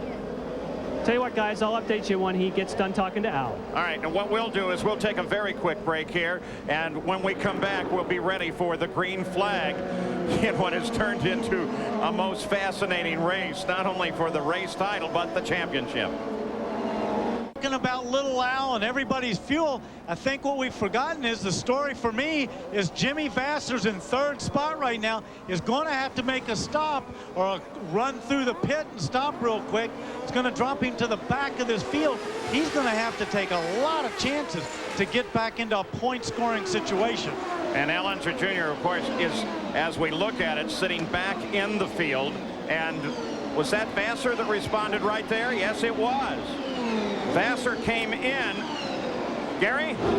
They're going to top off with fuel. What I'm not sure of, I think they still have to make a pass-through. I'm not certain about that. Well, but he's gone now, and he's got the fuel that'll carry him to the distance. That would be the Nigel Mansell rule from Australia a couple of years ago, where they said you can't service the car while responding to a black flag. So they've serviced the car. Now they're going to have to come in again. Well, I don't know if that works. He also didn't take the green. I think he has to take the green and make his stop. I'm not sure. But don't forget, with the new rules, I'm not in that new penalty about it's not a stop and a go. It's just kind of a wave that drive through that he may be able to take fuel. Jan? Well, that same argument is going on here with Roger Penske and the IndyCar officials. He ran over there immediately when he saw Jimmy Vasser get service and said, hey, he's got to come in again. That's not fair. You can't do it. You got to bring him in again. So the argument continues here in Penske Racing. Well, I think we all agree that he has to come in again. But what advantage might they have gained, Gary? Well, the team is fully expecting that he will, in fact, have to make a pass-through again. So why? Why would you do it in that order? Maybe because Roger Penske did it. Minimum. Took on the fuel. This time he can come through kind of hot, just touch the wheels and go. So maybe they topped it up like Roger Penske did with Al Unser Jr. He's going to the back of the field anyway. You've got the fuel. It minimizes the exposure. Jimmy is now in contest with nobody, well behind the rest of the pack racing together as Rahal continues to work on Michael for the lead. As a driver, I'm really glad that somebody in the pits is thinking about all this and working out the strategy. Can you imagine trying to figure out exactly all this stuff while you're out there trying to drive the race car and pass people? Well, but yeah, you bring up a great point. How confused can a driver get in the middle of all that? You get what seems like an off-the-wall order. Do you just obey it, or are you in there arguing? How do you deal with that? I think that unless you really see something that is terribly, terribly wrong, you have to obey that order. And you've got to trust what the guy in the pits is doing, is calling. You got to have your faith in him. You got to have a lot of faith in a guy like Roger Penske. He's won a lot of races, a lot of championships. We've been talking about the championship. Here is Jimmy Vasser, clear track In the ahead, pits, and he no. comes in answering the black flag. Okay, now this will be where he just does his little drive-through. See, he didn't stop in his pits. No, he doesn't have to, though, No. drive through, Gary. No, just a drive through. No stop whatsoever. Just right on down the road at 60 miles an hour. And now he can throttle it up and try and catch up. Point, I think we had to make on the race itself. Michael leads, Ray Hall second, but with all of this happening, Christian Fittipaldi is now third, Fernandez is now fourth, and Brian Herta is fifth. But as we there are the top cars. But as we see, this is going to come into a lot of pit strategy when these guys all have to stop and those other guys got Al Unser Jr. and Jimmy Vasser have full tanks of fuel. My only concern for Jimmy is that he is now at the back of that field. He's going to have to take some chances to dive through that traffic. Right behind Brian Herta as we ride with Christian Fittipaldi, who started 14th, is now third, is Paul Tracy. That will be important to keep in mind because of the similarity between his car and Al Unser Jr.'s. Little Al is further back yet. There's Tracy, there's Robbie Gordon. There's Little Al and Robbie Gordon. Jan Beekes? Well, we're going to talk to Richard Buck because we know how busy Roger is trying to make all these race strategy calls. First of all, can you make it to the end with the fuel you have? Well, right now that's what we're gambling on. Obviously, it's a cat and mouse game we're having to play right now with Vasser. He's the one that we're racing. It's going to get to a point here where you know it could go green the whole way. If it does, all the rest of the guys are going to have to stop on the green. That'll put us out front.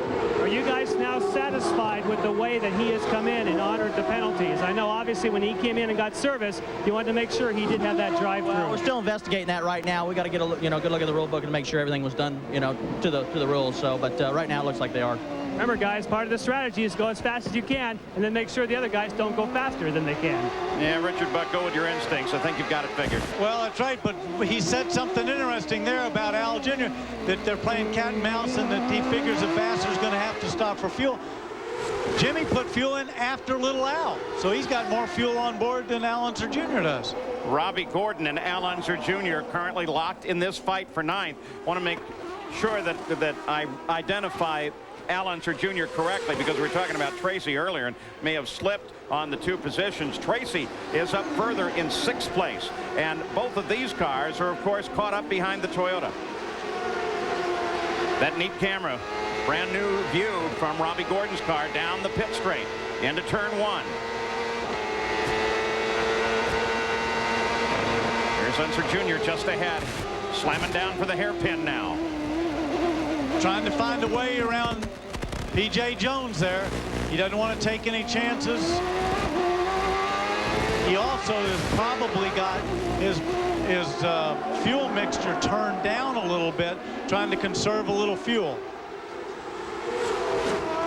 And an interesting point just brought up. Robbie Gordon leaving for NASCAR next year. Al Unser Jr. fighting for the championship. Robbie's not in that fight. He's right behind you. How comfortable are you going to be?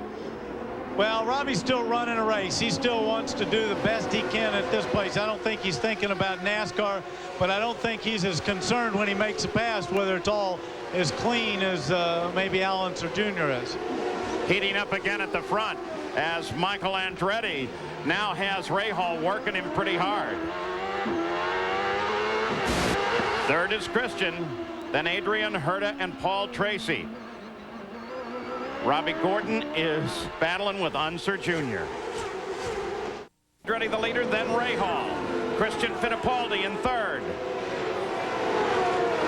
But the key, of course, in the battle of the championship is Vasser and Unser Jr. Unser Jr. in 8th, Vasser in 11th.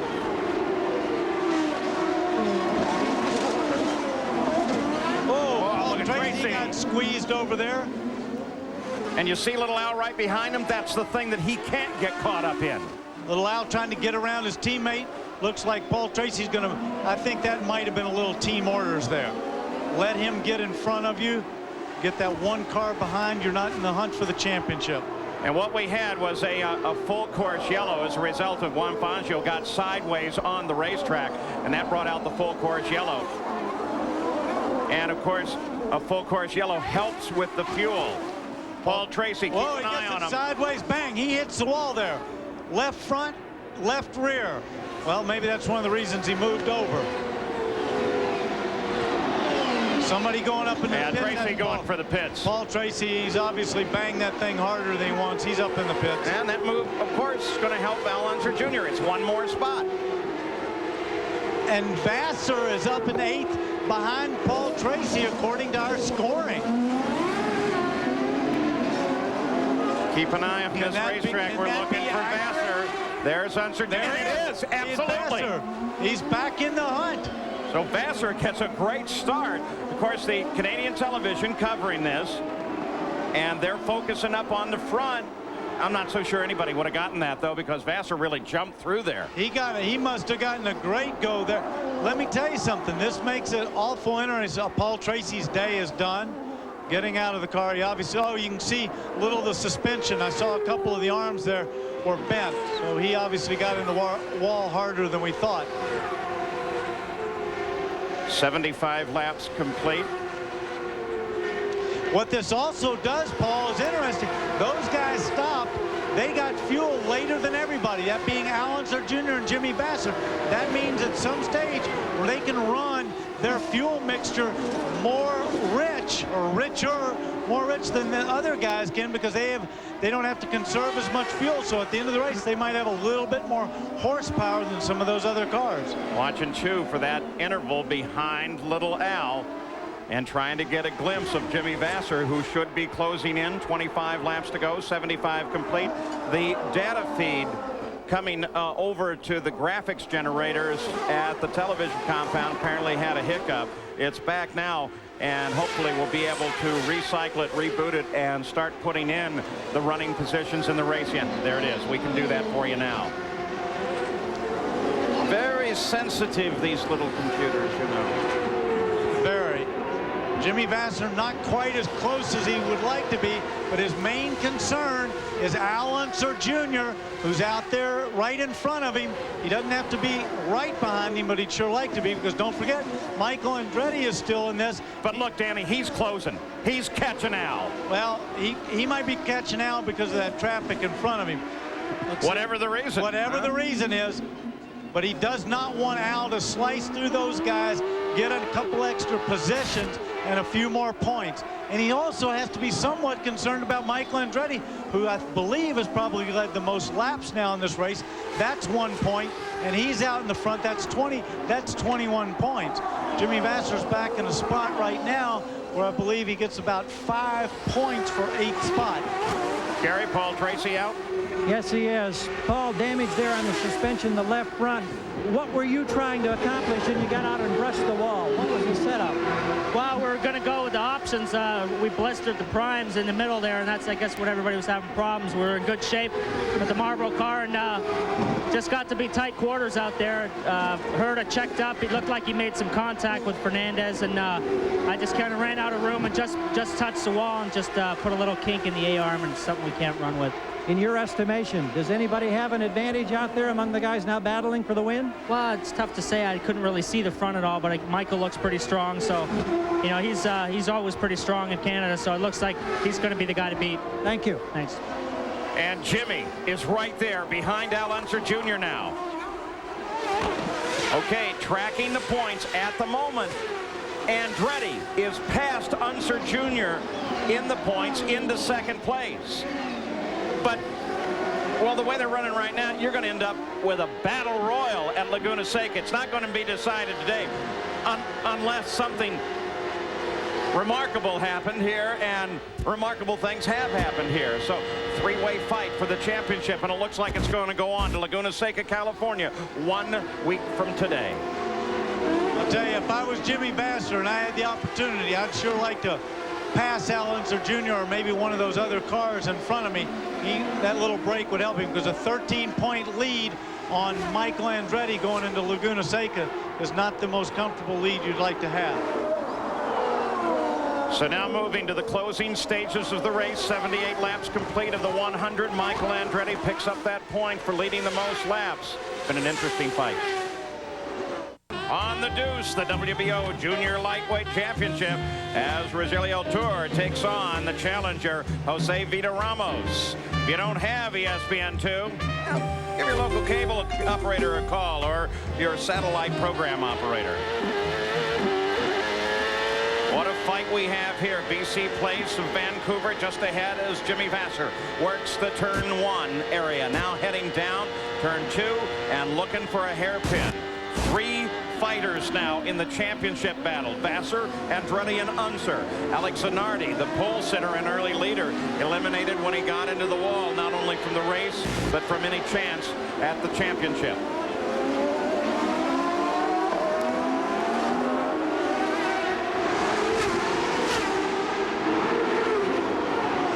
So you think, Danny, if you're Jimmy Vasser, you want to pass Little Al, or would you just stay there?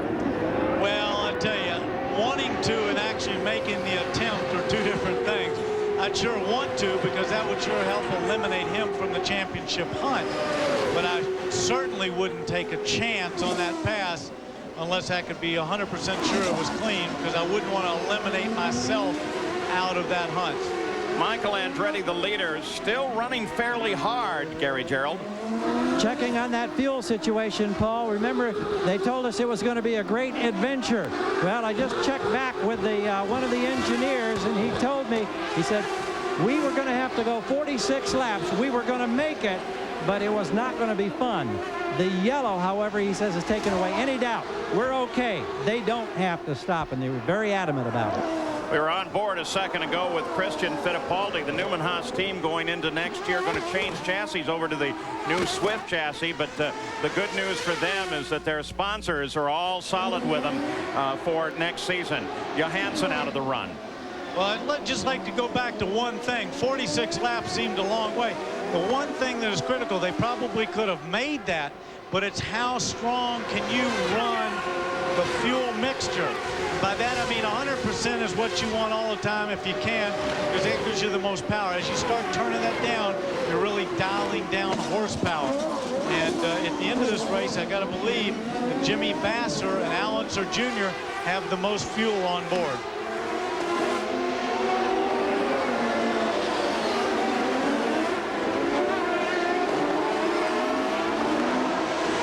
To be that if we lean down the car to conserve fuel, a manual lean, not a computer assisted lean, you ran into the risk of leaning it down so much you burned the engine down because you didn't have the cooling effect of the alcohol on the cylinder walls. I assume the computer beats that problem. It does. That used to be a problem. It's still of some concern if you were to run it at 90% wide open all the time. But that's not a factor with the computers. They help to adapt all that stuff now with the and don't ask me how that works. It's pretty magical, the stuff, and those engineers usually don't tell you how exactly it's working. Well, that's exactly what I wanted to know, is the software mapping program. I figured you'd have that in your wallet. You better talk to one of those guys. Michael Andretti dominating the race here. Again, hero, and I'm a little surprised. I guess they have to give him every opportunity to stay on the racetrack, but you wonder what goes through the official's mind, and we do have a new chief steward. Whoa, DeFerrin? He was locking him up. He got past, I believe, Brian Herta there. He passed Brian Herta. That, I believe, is for a spot. Dennis Swan taking over as the chief steward of the series at the end of the year. Look at this. It looks like Brian Herta is slowing some. And look who's going underneath him. Here comes Al. Here comes Vasser. Little Al got by here. Oh, and who's in the mix? Hero. And Vasser was trapped, though. He was trapped, but we'll have to see how that played out. But that hurt Jimmy a little bit, because for sure there's Little Al. He got He's still trapped. Vasser's trying, but Brian Herta chopped across him. He's got to be careful here. But Brian's obviously got some kind of a problem to drop 2 spots in about a half a lap. He might have just had that problem right there at those particular. He might have had a gear problem or something. But Jimmy can't let that go. It startled DeFerrin. It's slowing Vasser. Herta seems to be back on song, though. Well, this is where he had the problem before, but he doesn't seem to have it coming out of there now. Jimmy got a little sideways off of that corner. I'm not so sure that Brian didn't have a gear problem there. You know, we've been talking about whether or not Jimmy wants to go forward. He certainly doesn't want to go backward at all. Well, Brian Herta, after a little hiccup in the run, now seems to be back at full song. Michael Andretti is still the leader, but Jimmy Vasser has lost 1 position to Al. Andretti has, watching not only from the pits, but on the big screen just across the track. And we know that that was neat. We know that the race would not end now, but we're tracking the points, and we'll keep track of that for you. We were going to go to that, but first let's go to Jan. Well, Stefan Johansson has climbed out of the car, like you said, Paul. Stefan, what knocked you out? I know you had a tough day out there. Well, we had a multitude of dramas before, but what really knocked me out there was myself. I made a small mistake going into the hairpin. I had a lot of push going through the hairpin. I was trying to bring the car a little bit tighter to make it around. And I just clipped the inside wall with my right rear tire, and it was enough to bend the rear suspension. Yeah, a lot of guys, Paul, are saying the track's starting to slicken up, so it's tough out there as we get towards the end. Thanks, Stefan. Driving for Tony Bentonhausen, still looking for that elusive first win. Now, there's the championship at the moment. And with that last maneuver, Al picks up a couple of points. Boy, this is tight. They're going, you think they're nervous now? Wait till next Sunday. Our CBC coverage here.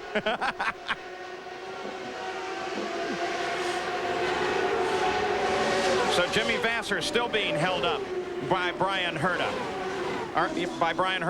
And he's closing now, it seems, back on Al.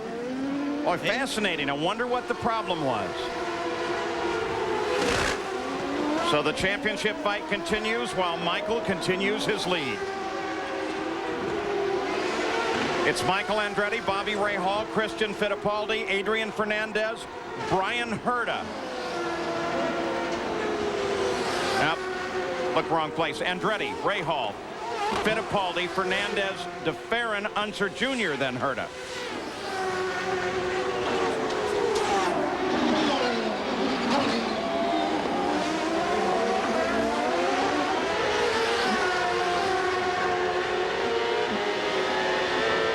He can't be satisfied just to stay there. He must not be able to catch it. I think that Brian must have had a problem. Like a gear problem or something just there at that one time, because 2 people got by very quickly. 88 laps complete, 12 to go. Jan, have you been able to figure out what Herta's problem might have been, or was there one? Well, I think there was, Paul, but it's not mechanical. It turns out he got stuck in traffic and got caught behind Hiro Matsushita, and that slowed his momentum, and he may have even got offline and got some pickup. So it's nothing mechanical. Like you said, he is back up to speed, but sometimes, as Danny can tell you, if your rhythm is broken, it takes a while to get going again. Well, I can see that on the Gilles de Ferrin, but after that, Little Al passed him a couple of corners later, and you know, he had gotten through there cleanly. I was going to ask you, is momentum that critical on a road course? It's important, but I don't think it's that critical. If he had done it just at the exit of the corner, but it wasn't until the next hairpin before he got by him. So I don't think it was that critical. And if you had lost your momentum, and it was that, and you knew you just lost your momentum, you would have blocked Little Al going into that hairpin. Adrian Fernandez fighting with Gilles de Ferrin, and you can't make the corner doing that. Whoa, and that's for a spot. Yep. Yeah, that's good for Little Al and for Jimmy Vasser, but particularly Little Al, because he starts jumping up in the points a little bit closer. So 10 laps to go now in the run. Andretti, Rahal, Fittipaldi, all evenly spaced. Jimmy Vasser trying to work on Brian Herta. Battle for position, battle for 6th, but also let's see right here going down. Championship. Yes, but going down here in the straightaway, he's just not close enough. He closes in there under braking, but that's not close enough to take a dive underneath him. He's got to be right behind him when he comes into that braking area to get by him. Power comparisons. Look at Jimmy. Now he's getting a little frustrated. That's a Mercedes-Benz ahead, Honda in Jimmy's car. Alexer Jr. is now up to 5th spot because of Fernandez's mistake, but Jimmy Vasser moves into 7th. But as they get closer to the top, of course, they get more points for those positions. Jan Bigas. Well, you talk about the power plants, Paul, between the Mercedes and the Honda. What Mercedes did in preparation for this race was they took their engines to a special dynamometer at the Mercedes factory at Stuttgart, Germany, where it actually runs an engine around the entire racetrack. It's known as a transient dynamometer. They can run the car and simulate lap after lap, try different aerodynamic loads and fuel settings, and that was what they chose to do for their testing prior to this race. Now, Honda has one of those, but it's in Japan, and it's being moved at the moment. So Honda does not have the opportunity to use one, so they just do it merely by track testing. Yeah, we visited the one in Stuttgart, and it's really, I mean, you can take the tape out of the car, load it onto the dynamometer, and run exactly the same race and see what the engine will do. Jimmy Vasser, looking for a championship, isn't going to find it. 8 laps to go.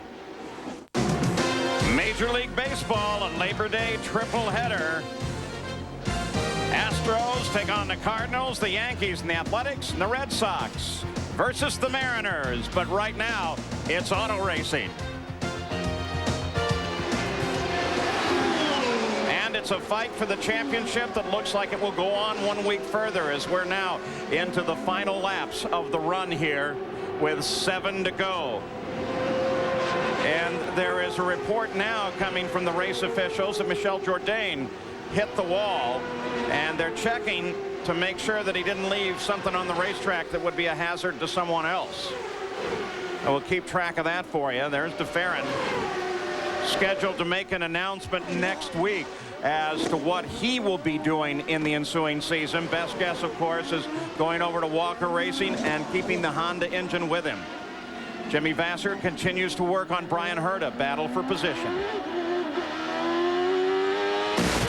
So the positions at the moment at the Molson Indy, Michael, followed by Bobby Rahal, then Christian Fittipaldi, then Gil DeFerrin, Unser Jr., and that battle that we watch now, Brian Herta and Jimmy Vasser.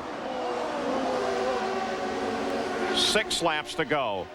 Looks like Vasser wants to play a very careful race. 7 to go. Well, in this position right now, he still gets 6 points for that 7th spot. He does not want to throw those 6 points away, particularly with Michael Andretti going to get 21 and Al Unser Jr. 10.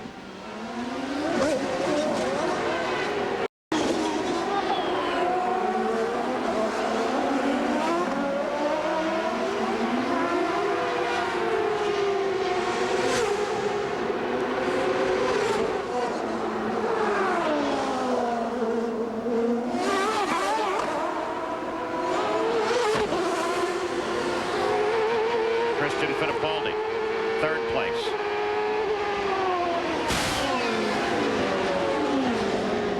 Michael with some traffic ahead. PJ. Remember how this car figured into Zanardi's race earlier on? Michael comes inside him. Jones sees him there. He's passed. 5 to go. Paul, if fuel was ever going to come into play, it'll be in the next couple of laps. So a lot of factors being played here. No one in contention at the front. Michael Andretti has a 5-second lead on 2nd place Bobby Rahal. Christian Fittipaldi, equal separation back. Jimmy Vasser still working on Herta, but not trying real hard. We'll be back for the checkered flag. Michael Andretti has been the key factor in this race, picking up the lead when Alex Zanardi got into the wall. And it looks like he is going to go on to a win here. Again, the points count. Look how tight that battle is. Vasser 142. Andretti comes forward into 2nd place. Al Unser Jr. 125, and does that without yet scoring a victory this year. Was it Tom Sneva, the last guy to do that at the end of the 70s, about 78? I believe so. And of course, look at this. Jimmy Vasser's right behind Brian Herta there. Oh, he was right up underneath him. Did you see how close he was there? So Jimmy Vasser apparently feeling the pressure of the position. He'd really like to have that spot, but he's got to be very, very cautious here. He can't take a chance and throw away the points that he's got at the moment. Flashing across the line once again. Seems like that one area in there where Brian has some problems. A gear? Could be. I mean, that would happen if one of the gears in the box wasn't hooking up properly, and he has to jump over it. Or if it's just, you know, for some reason, the way the load is right there, he's going to take a look. Don't go unless you're sure. Careful there. See, he wanted to be sure. He does not want to do what we saw there earlier, get tapped out of there and drop out of the points he's got. He wants to be 100% sure he's got a clean shot on him. 2 to go for the leader, Michael Andretti. But let us remember the last lap of the last 2 races and what a difference it has made. Incidents in those last laps. Is Jimmy Vasser, by Rahal gets past, is Jimmy Vasser, by trying to push Herta, inviting such a disaster? For long, we're going to know the answers to all of it. White flag should come out next time by for Michael Andretti.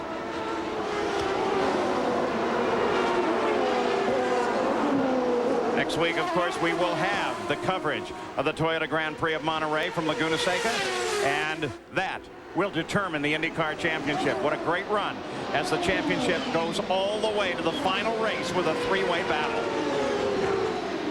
Onto the pit straight, and there's the white flag waving for Michael Andretti. Back-to-back wins is what it's going to look like for him. Bobby Rahal not in contest, and they're separated by Parker Johnstone. But Rahal's on the move. Rahal's close. Parker saw him, let him through, doesn't want to get in the way of a race. But I think Michael's still a little too far out in front to make an attempt. On this, the final lap, Andretti leading Rahal. Christian Fittipaldi is third. DeFerrin sits fourth. Then Unser Jr., then Brian Herta being worked on by Jimmy Vasser. Rahal not in contest.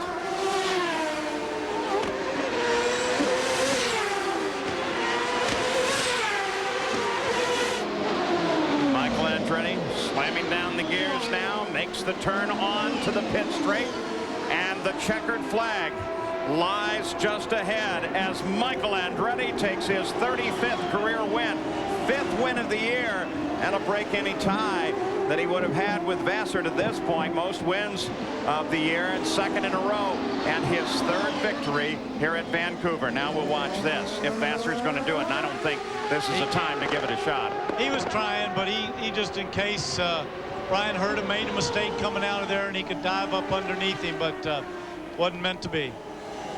Well, Mario Andretti wants his son take the wins. Talking to him now, Jan.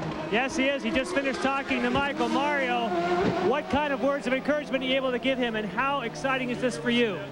Well, he didn't really need any words of encouragement. I think he handles that himself. It was just a picture-perfect race. He drove like a real maestro now, and you know, it's wonderful to finish the season like this with a lot of excitement. And you know, let's face it, the points are not that close, but the situation is somewhat doable, so it's going to be exciting for Laguna Seca. Well, thank you, Mario. As we were going for this interview, the crew actually pushed us out of the way. They wanted to get to the monitor so they could calculate the points going into Laguna. Well, what a fascinating day. Bobby Rahal comes alongside of Michael Andretti, the first time he's actually able to get there, and waves his congratulations over to him. So unofficially, it's Michael, then Rahal, Christian Fittipaldi, Jill DeFerrin, Al Unser Jr., Brian Herta, Jimmy Vasser's last couple of laps bid does not work for him. Adrian Fernandez is 8th. Scott Goodyear driving for Derek Walker with a nice little run in 9th, and his teammate Robbie Gordon finishes in 10th. Michael Andretti wins. The championship is still incredibly tight, and as Mario suggested, he will be going on along with the other two, Al Unser Jr. and Jimmy Vasser, to Laguna Seca, where they will determine this 3-way battle for the championship. When we come back, we'll be talking with Michael Andretti. championship will be determined next Sunday at the Toyota Grand Prix of Monterey, and part of the reason that it goes that far is Michael Andretti has won, Okay. Gary. Well, Paul, here's Michael Andretti, and I know it's been a tough day because you were hurting to begin with, but the most important thing now, your 5th win, the winningest driver this year, and still alive in a championship going to the last race. You've got to be one happy young man. I am, and I'm very excited about Laguna. I can't wait now. We're going to be putting a little pressure on Jimmy now. The car's been running well. I think the car's going to run good at Laguna, and I'm very excited. The adrenaline carried me through this one. I was in a little pain, but nothing a little adrenaline can't cure. What about the fuel situation now? You had 46 laps to go when you made your last pit stop. Could you have made it without the yellow flags, do you think? Yeah, I was really conserving big time, and we were making the mileage to make it, so I think we would have been okay. 2nd place in the points. You got a week to think about Laguna Seca, and I'm kind of looking forward to this one, as I'm sure you and your crew are. The smile says a lot. I'm really looking forward to it. You know, we have some momentum going with us, and Laguna's been a good place for me. I've had great memories there, so hopefully we'll be able to create some more. Thanks. Thanks. Well, Jimmy Vasser has come here on pit road, and Jimmy, I can see how upset you are. Now, we know, obviously, that battle you had with Herta, but there's other things on your mind? Well, the pit speed thing, you know, I had the button on, the light was on. There was some kind of a glitch in the software. You know, there's buttons to push in these things, and lights come on, and they're supposed to tell you what's going on, and obviously it didn't work. We shot me over the pit lane speed. Before I caught it, I was already doing 70. You know, to have something like that come in the way of the championship, too, is just a disaster. We didn't gain any spot on the track, and then, you know, Herta was slow on the track, and this place is very difficult to pass, and I'm racing with Junior with the championship, and he thinks he's got to block me. So, you know, I hope he feels like a hero today, but, you know, we're going to have to go and get him next weekend. And as we look at the point, or the order of this race, we will be talking with Brian Herta in just a moment. But here is something to consider as you look down through the order and look ahead to the run at Laguna Seca. And that is quite simply that of the 3 guys in contention in the points championship, only Michael Andretti has actually won there. There is the points. Michael won twice at Laguna, 91 and 92. Vasser, Alonso Jr. have not. Let's go to Jan. Well, on the other end of pit road, Brian Herta, a tough race for you, an exciting race. You and Vasser at the end. Now, Vasser was not very complimentary at the end. What's your take on that battle?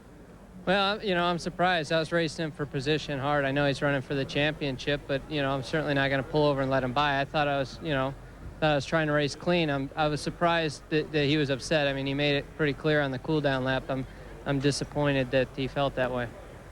Now, what happened during the race that dropped you back into his clutches? Because you looked so strong in the beginning. I got heroed out there. Now, a lot of people are talking about that. In fact, I believe that Ganassi Racing may have filed a protest in regards to that. A complaint, anyway. I shouldn't say a protest. What should be done when a car is that far off speed, do you think? Well, you know, I think it's up to the chief steward to bring the car in. I mean, if the car is not competitive and he's creating a dangerous situation and affecting the outcome of the race, then he should be brought in, I think. Now, one stage you slowed. We thought you might have had gearbox trouble. Is that true or not? Well, I got stuck, I think, in between gears or something. Wouldn't catch for a second. Then luckily it caught up and, you know, ran good the rest of the race. Well, you come down to Laguna Seca, Al Unser Jr., and now you've got Michael Andretti and Jimmy Vasser in front of you, but you're still alive. So what kind of thoughts are you going to carry into next week's season finale? Well, you know, first off, I want to say hi to my kids, and I just, you know, it's going to go for broke. You know, we're to a point now where we can't back off at all. You know, the point race has tightened up immensely, and with Michael winning these last couple races, he's jumped up in there, and so you know, he's extremely tough. And you know, I'm 17 out of the lead, and so last race we're going to go for broke. Pressure's on everybody. Should be fun next week. Thanks, Junior. You betcha. Well, there you've heard from the top guys in the battle. Coming up next, the season premiere of NFL Prime Time. And we'll go back and look at some of the highlights of this rather exciting day and say that we'll see you 1 week from today in Laguna Seca, California.